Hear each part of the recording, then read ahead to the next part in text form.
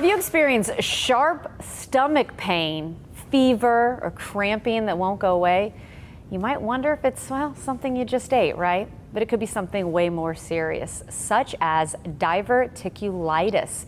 Joining us to explain the symptoms and, most importantly, the treatments, Dr. Jonathon Tsai, a general surgeon at BayCare St. Joseph's Hospital North. Welcome, Dr. Tsai. It is a pleasure to have you on the show today. Absolutely. And as I asked before we even got started, this is something that you see all too often. So let's first explain what it is. Sure. So diverticulitis, it's a disease of the large intestine, the colon, okay? It happens when you have these pouches that develop through weak spots in the colon wall naturally, okay? Diverticulitis is inflammation or infection of those pouches, and that's what's called leads to diverticulitis. Now, it's not to be confused with diverticulosis, which is just having the pouches but not the inflammation. You may see that on your colonoscopy result. Interesting. I was going to ask that because I've heard both words and I thought it was the same thing. So I'm glad to know it's very different. Very different. Right. Let's talk about symptoms, though. I kind of set the stage talking about fever, cramping that won't go away. Sure. Are some of those signs like signs to go to the hospital? Absolutely. So the most common symptom of diverticulitis would be pain in the left lower quadrant of your stomach or the abdomen. That's just where the most common area you would have diverticulitis from your colon. Other symptoms, nausea, vomiting, you can have diarrhea or constipation, and sometimes fever.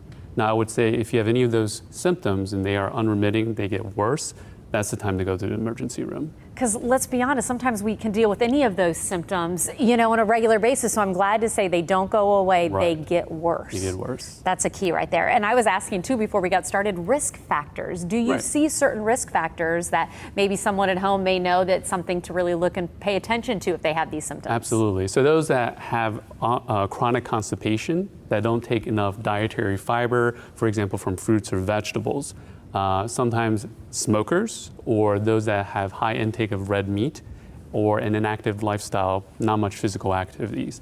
Those are all contributing risk factors for diverticulitis. Okay, so you get the diagnosis, you know what's going on. Let's talk about what you can do to help. Right. And so if you are seeing some of those unremitting symptoms, you're coming through the emergency room, you're probably getting a CT scan, right?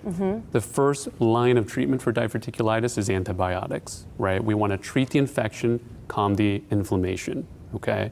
But if the antibiotics aren't addressing the diverticulitis well enough and you have continued pain, fevers, and things like that, you're probably looking at surgery. I knew since you were a general surgeon, that S word was going to come up at some point, wasn't it? Right. Well, when you are faced with these kind of things, I feel like it can be scary, but again, being able to get that diagnosis can help. And it's so popular, or you hear this so much, that you even have a free clinic to help those. Talk about what you're doing for the community, because you do see this in your office. Right, and so we're having a community event on April 4th at St. Joseph's North. Having a little community event, a lecture to discuss things about diverticulitis, what to look for in terms of when you're at home, kind of what to expect from your primary care physician, and what to expect when you come into the hospital setting through the emergency room, right? If you're headed towards surgery, what are the options? And at St. Joseph's North, we do offer a minimally invasive approach, right? We make very small incisions, much smaller than your typical traditional large incisions where we're having to put our hands in there to take out the problematic part. Small incisions means less pain and less time in the hospital. On average, 2 to 3 days versus 5 to 7. You're home earlier. And then is this something too, then once you have that removed, you're cured in essence, or is it something that can happen again? That's a great question. So for the most part, where we deal with diverticulitis, that part we take out is the most common and most frequent area for it. It's not to say that you won't necessarily ever have diverticulitis again, but the chances are much lower. I got to say, just even starting this conversation, I found myself having so many questions. So that's why it's so important that there is this free community event. And again, we are sharing that information from Dr. Tsai as well. BayCareEvents.org is where you can register. Doc, thanks for your time today. Thank you for having me.